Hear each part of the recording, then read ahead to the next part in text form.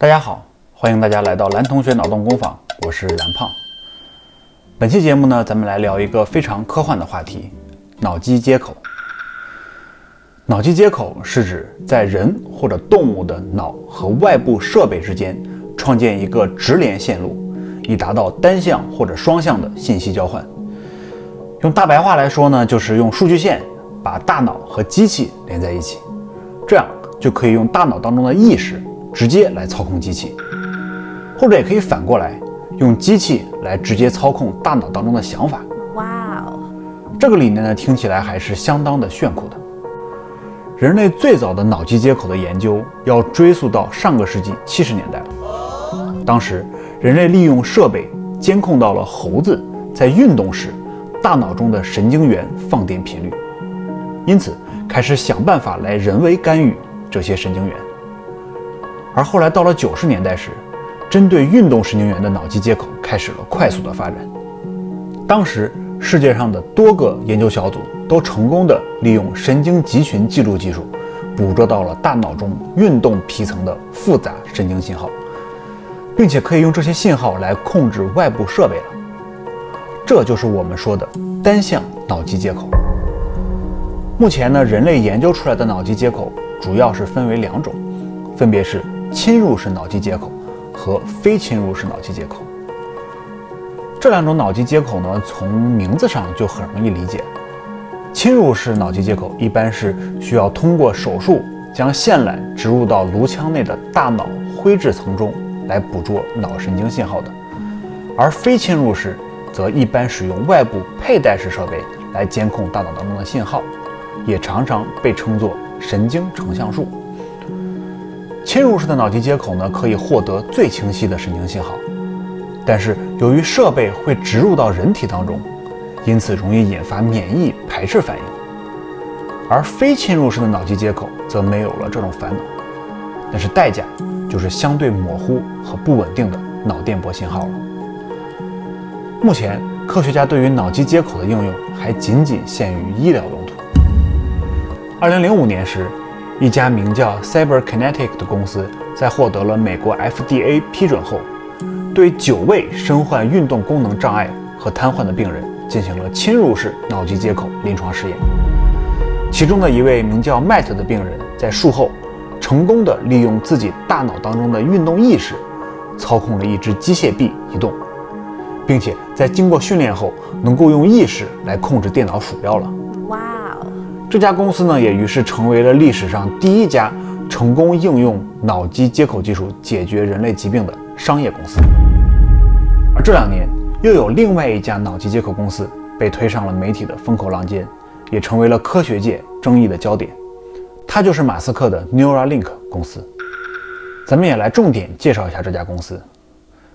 Neuralink 是一家位于美国的神经科技和脑机接口公司，由伊隆·马斯克和8位创始人共同创办，负责研发植入式脑机技术。公司的总部在旧金山，于2017年3月正式成立。公司建成之后呢，科学家们一直默默无闻的每天做着大量的研究和实验。终于时间来到了2020年8月底，马斯克无比激动地召开了一场网络直播活动，正式向世人展示了公司从建成到现在为止最引以为傲的科研成果。当时有超过15万人同时在线观看了这场网络直播。现场呢，马斯克首次演示了 Neuralink 公司是如何用微型大脑植入物将动物与机器连接在一起的。马斯克介绍， Neuralink 技术的核心就是连接这件事本身。Neuralink 公司为此还专门研发了一款硬币大小的植入物，并取名为 Link。Link 在植入大脑后需要定时充电，方式呢就像是给现在主流的手机进行无线充电一样，是通过电磁感应技术来实现的。而为了能够将这个 Link 设备高效且安全地植入进大脑， Neuralink 公司还专门推出了一款高级定制版的外科手术机器人。马斯克在直播会现场也着重地介绍了这款机器人。它的工作原理呢，就像是缝纫机一样，需要先在头骨上钻一个洞，将 Link 塞进去，然后再用设备把头皮缝合起来就行。虽然听起来整个过程是十分的简单，然而实际操作起来却是困难重重。首先 ，Link 底部设有1000多个细小电极，每个电极又会和一根超级细的导线相连，这些导线细到只有5微米宽，相当于只有人类头发粗细的1/20而已。在植入 Link 时，手术机器人会先把这些电极插入到大脑皮层中，让 Link 既可以读取脑信号产生的电脉冲，又可以将信号写入到大脑当中。而之后，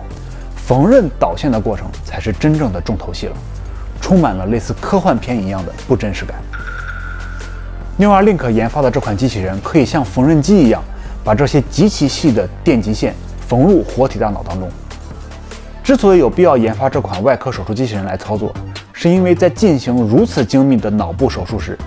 必须避开大量的细小血管。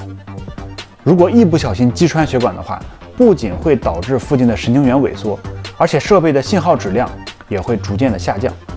甚至有可能会严重的损害到血脑屏障。然而，据马斯克介绍 ，Neuralink 机器人的手比最优秀的人类外科医生的手还要稳定，可以保证手术时的安全性。而整个植入 Link 的过程大概需要1个小时，并且可以在不进行全身麻醉的情况下进行。现场，马斯克带来了3只实验用的小猪，一只在2个月前被植入了 Link 设备，一只未植入任何设备，还有一只呢是在植入了 Link 后又被取出了。马斯克让植入了 Link 设备的小猪用鼻子去触碰前方的物体，接触到的一瞬间，监控屏上猛地出现了点状图像，并发出了声音。这就说明 Link 脑机接口设备准确且及时地获取到了小猪脑部神经元所发出的信号，也同时表示了大脑信号确实可以被外部设备实时地采集到。而作为对照组，植入 Link 后又取出的小猪表现得非常健康，与普通小猪并无差异。实验的巨大成功让观看直播活动的观众们都沸腾了，一时间各类对于脑机接口应用在人体的预测在网上大量的流传。然而，按照目前人类对于脑机接口的研究以及对于人脑的了解和认识，如果想要大规模的应用在人体，还是要面临着诸多的困难和挑战。比如说，人类目前对于大脑的认知还远远不够，即使能够通过设备捕捉到脑信号，但是想要读懂它却是非常的难。而且，新出来的科技产品和理念，如果想要真的应用在人体，都需要以大量的试验和数据作为基础，特别是人工智能方面的。而马斯克的脑机接口相关实验还十分的缺乏。此外，